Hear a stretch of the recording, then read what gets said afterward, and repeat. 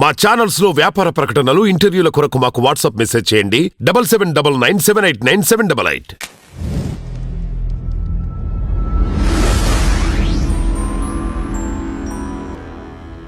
Hello guys, welcome to our channel. నేను గౌస్య.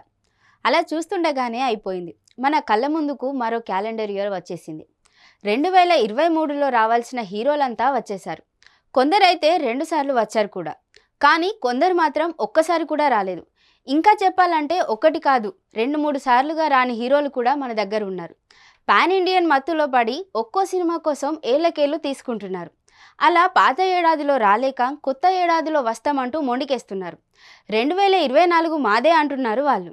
మరి ఎవరా హీరోలు? 2023లో మిస్ అయ్యి 2024పై ఫోకస్ చేసిన హీరోలు ఎవరో చూద్దాం.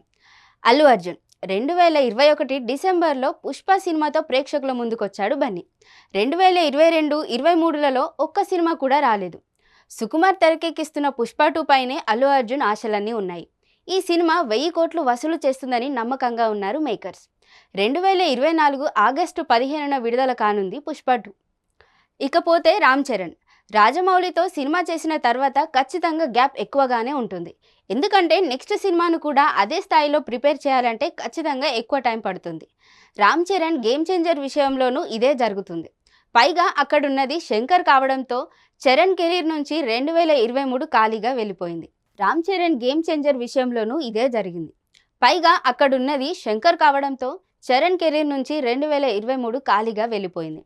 జూనియర్ ఎన్టీఆర్ RRR సినిమాకు ముందు 2019, 2020, 2021 ఖాళీగా వదిలేశాడు జూనియర్ ఎన్టీఆర్.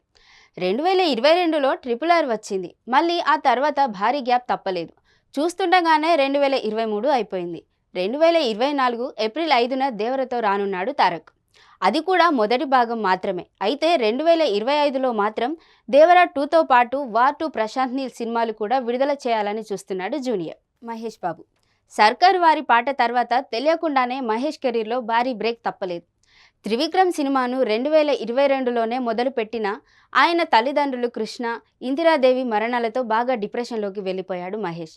అన్నయ్య మరణం నుంచి కోలుకోకముందే తల్లిదండ్రులు కూడా దూరం అవ్వడంతో ఆ ప్రభావం సినిమాపై పడింది. అందుకే గ్యాప్ పెరిగింది.